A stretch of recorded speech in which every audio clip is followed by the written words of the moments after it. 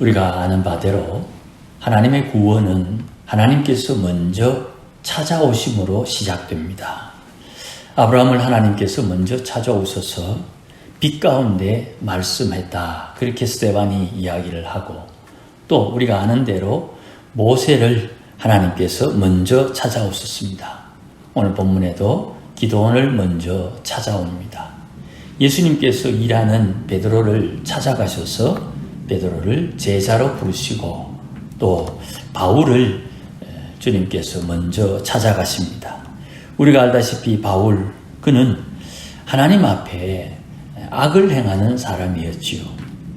하나님께서 먼저 찾아오시는 사람들, 이 사람들은 대부분 고통 중에 있고 고통 중에서 주님을 자연스럽게 영접하는 그런 경향을 찾을 수 있습니다. 모세는 도망자의 신세였고 예수님을 배척하던 바리새인이었지요. 바울은 하나님에 대한 열심이 하나님을 섬기는 자를 핍박하는 것으로 열심을 다했습니다. 그러면서 자기가 지금 무슨 짓을 하는지 모르고 있지요. 그저 하나님을 열심히 섬기는 것이 잘하는 것으로 알고 하나님을 제대로 섬기는 성도들을 핍박하고 있었습니다.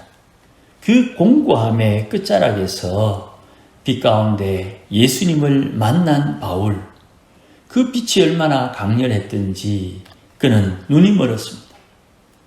눈이 멀었으니 보이는 것이 없고 흑암 가운데서 고통 가운데 기도하는 중이었는데 주님께서 그에게 제자를 보내셔서 그의 눈에 덮인 비늘과 같은 것을 벗겨주십니다. 그리고 이제 사울은 바울이 되어서 하나님의 일에 동참하게 되지요. 오늘 본문 11절 말씀에도 11절 말씀에 여호와의 사자가 기드온을 찾아옵니다. 오늘 본문 11절 중반에 마침 요아스의 아들 기드온이 미디안 사람에게 들키지 않기 위해 주위에 소문내지 않고 조용히 포도주 틀에서 밀을 타작하고 있었습니다. 하나님의 사자가 찾아와서 그를 만난 것임에도 불구하고 여호와의 사자가 지금 아무에게도 알리지 않고 타작하고 있는 기드온을 찾아온 것 같습니다. 그리고 이에게 중요한 말씀을 전달합니다. 기드온에게 여호와의 사자가 기드온에게 큰 용사여 여호와께서 너와 함께 하신다 하는 말을 합니다. 이 말을 들은 기드온은 이 불평을 쏟아냅니다.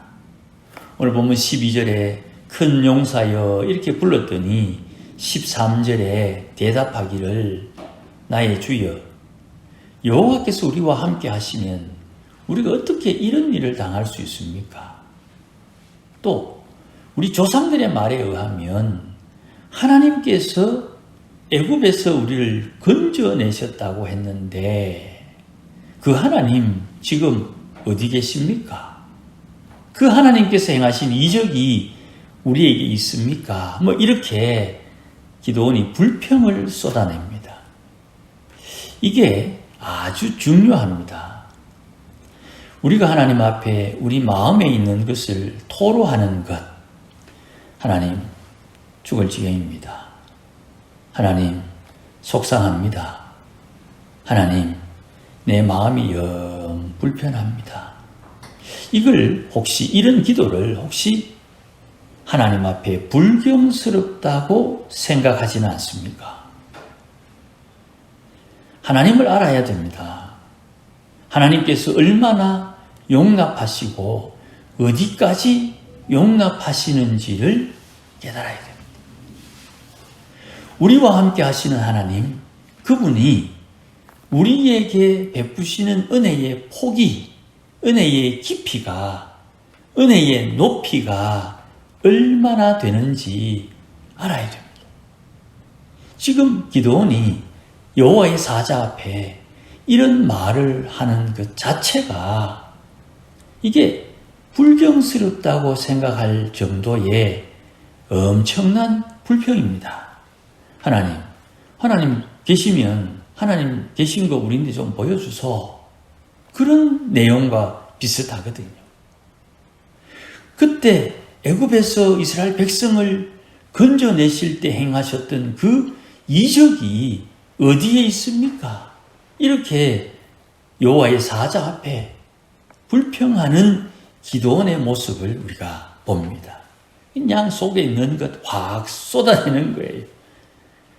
이게 툭 건드렸더니 이렇게 쏟아지는 것을 볼 때 기도원이 좀 많이 억울하고 좀 많이 당했던 것 같아요.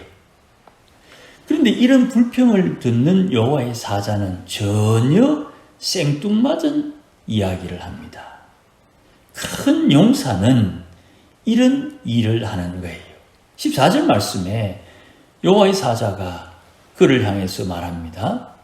너는 가서 네 힘으로 이스라엘을 미드안 손에서 구원하라. 내가 너를 보낸다. 그렇게 말씀하세요.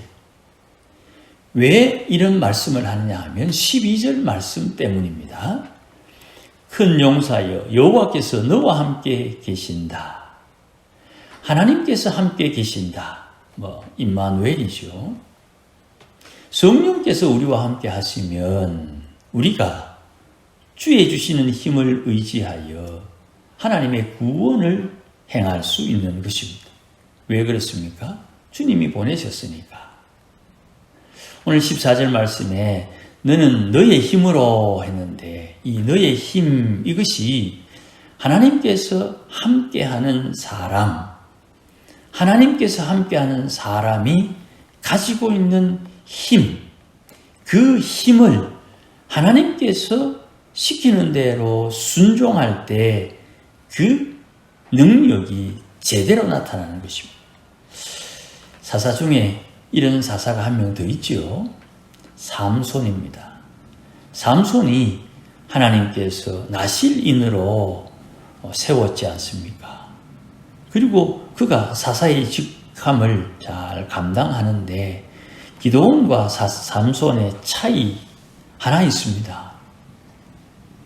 둘 다 전쟁을 했고 둘 다 사람을 많이 죽여 이스라엘을 구원하는데 삼손은 나중에 삼손을 다룰 때 한 번 더 살피겠습니다만은 삼손은 자기의 생각과 꾀를 따라 힘을 사용합니다. 그런데 기드온은 하나님께서 시키는 대로 힘을 사용합니다. 이 차이가 기드온과 삼손의 차이입니다. 언젠가 제가 말씀드린 것처럼 삼손 그 사람은 자기가 살아있을 동안에 죽인 원수보다 자기가 죽을 때 더 많은 원수를 죽였다. 좀 나쁜 말로 표현하면 삼손, 사람 죽이려고 이 땅에 온 게 아니거든요.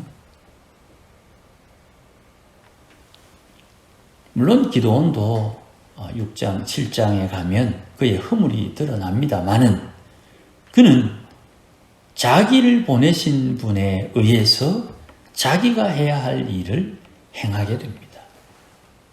그러나 지금 기드온이 지금 무슨 대화를 하는지 자기 스스로 깨닫지 못하고 있는 것 같아요. 15절에 이 말을 들은 기드온이 내가 무엇으로 이스라엘을 구원할 수 있겠습니까? 하고 응답합니다. 그러니 여기에 너의 힘으로 하는 이 말씀에 기드온이 탁 꽂힌 것 같아요. 나는 힘이 없습니다. 나는 능력이 없습니다. 또 다음 시간에 나올 것입니다만은 그가 겁이 많아 바알의 제단을 허물 때에 밤에 그 일을 행합니다. 물론 다음날 기드온이 행했다는 거 다 들통나는데 기드온은 밤에 그 일을 행합니다. 그러니 큰 용사지만 이 소심한 기드온, 내가 무엇으로 이스라엘을 구원하겠습니까? 나는 약하고 약합니다. 그렇게 자기 스스로를 고백합니다. 그런데 기드온이 다른 이들과 다른 특이한 점이 하나 있어요. 지극히 작다는 고백을 할 때 하나님께서 다시 한 번 더 말씀합니다. 내가 너와 함께 할 것이다. 내가 너와 함께 할 것이다 하는 이 말씀에 기드온은 하나님 앞에 은혜를 얻었고 은혜 얻은 표적을 원하는 겁니다. 이 표징을 뒤에 보니까 19절 이후에 예배로 표현을 합니다. 요게 기드온이 다른 이와 차이 나는 부분이에요. 자, 우리가 하나님 앞에 기도하다가 하나님 앞에 영감을 주셔서 말씀을 깨닫거나 혹은 말씀을 받거나 혹은 기도의 응답을 받았을 때 그때 우리는 이제까지 어떤 행동을 했느냐 좀 추억을 해보면 하나님 우리에게 응답을 주셨으니 야 기쁘다. 응답 받았다. 하나님께서 이런 일을 하실 거다. 기대감이 있다. 하나님 약속하셨다. 하나님의 약속을 내가 받았으니 좀 시간이 필요하겠지만 하나님께서 이 약속대로 응답하실 것이다. 그런 마음의 기쁨이 우리에게 분명히 옵니다. 그런데 기드온은 그 기쁨에 대한 표현을 예배로 나옵니다. 이게 기드온이 특별한 행동을 우리가 살필 수가 있습니다. 17절에 하나님 나와 함께 하신다면 내가 주의 은혜를 얻었다면 나와 말씀하신 분 주가 되시는 표징을 내게 보여주십시오. 내가 예물 가지고 올게요. 그때 그가 원하는 대로 응답합니다. 내가 예물을 가지고 올 때까지 떠나지 마옵소서. 19절에 기드온이 염소 새끼 하나 준비하고 가루 한 에바로 무교병 만들고 고기 소쿠리에 삶아서 소쿠리에 담아 오고 국을 끓여오는데 이 시간이 지금 우리처럼 가스레인지에 불 당겨가지고 바로 할 수 있는 것이 아니니까 시간이 좀 걸렸겠지요. 예물을 준비하는데 시간이 걸렸을 겁니다. 이 시간을 하나님이 낭비하고 있는 거예요. 기다려주고 있어요. 아무 일도 하지 않고 약속대로 기드온이 예물을 가져올 때까지 기다려주고 있는 거예요. 시간을 허비하고 있다 이 말이에요. 이제 오려나 언제 오려나 기다리고 있는 거예요. 그리고 이 예물을 가져왔을 때에 여호와의 사자가 기드온에게 바위 위에 고기와 무교병 넣고 거기에 국을 부어라. 그리고 그 바위 위에 있는 재물에 지팡이를 대었을 때 바위에서 불이 나와가지고 그 재물을 살랐다. 요 시간은 얼마나 걸리겠습니까? 순식간이겠죠. 이 순식간에 예물을 받는 표징을 위해서 그 긴 시간을 상대적으로 더 긴 시간을 기다려줬다 이 말.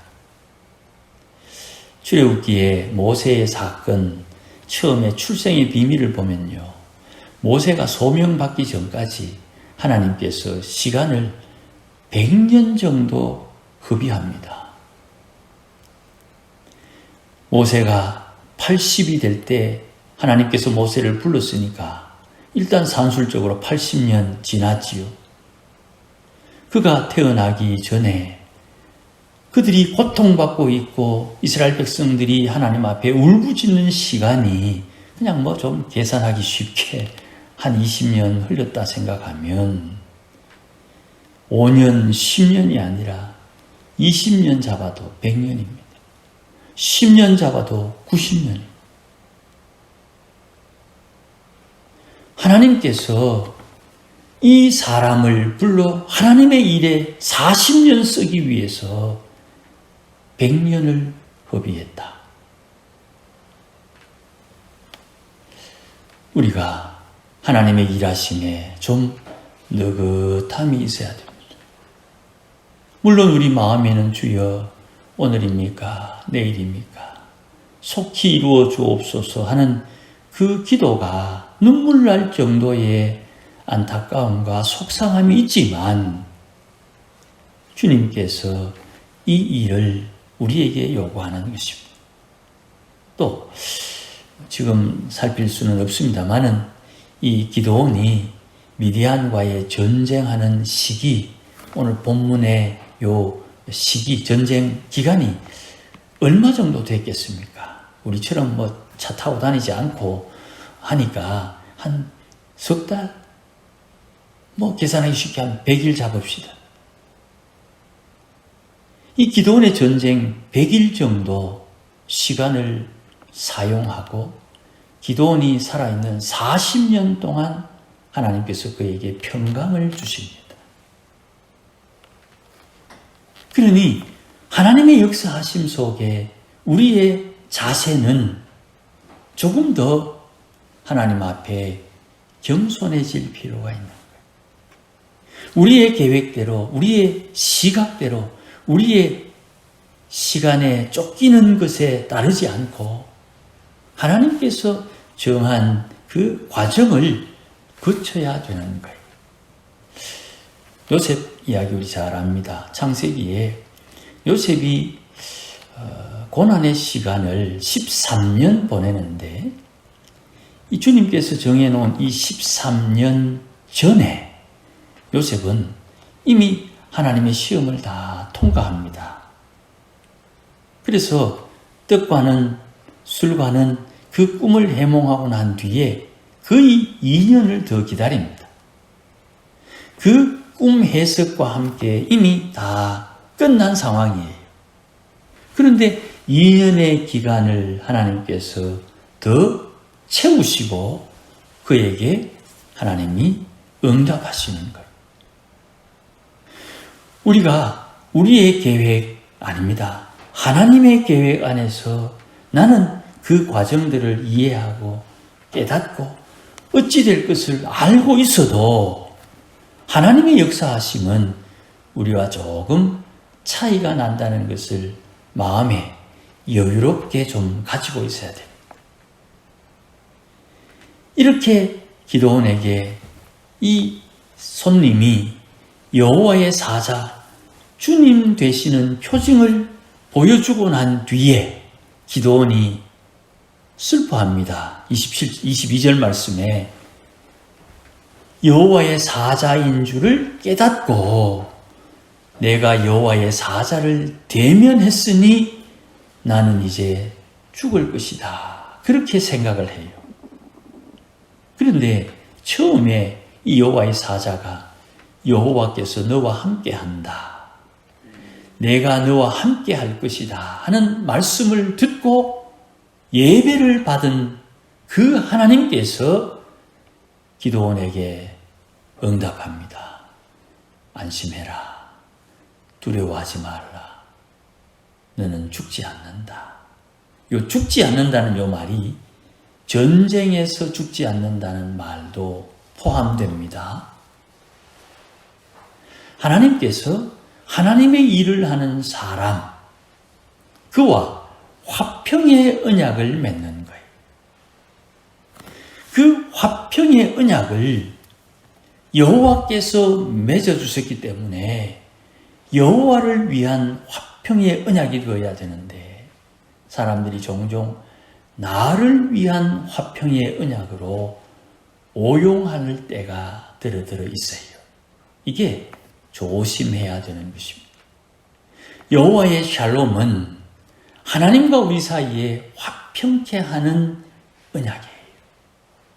그래서 주님께서 하나님과 우리 사이에 막힌 담을 허시고 우리의 죄를 용서하셔서 하나님과 우리 사이에 주님을 통해서 소통할 수 있도록 길을 열어주셨는데 그 길은 주님 십자가 죽으실 때 지성소의 휘장이 위에서 아래로 찢어짐으로 지성소를 향하는 길이 열려지게 되는 것이.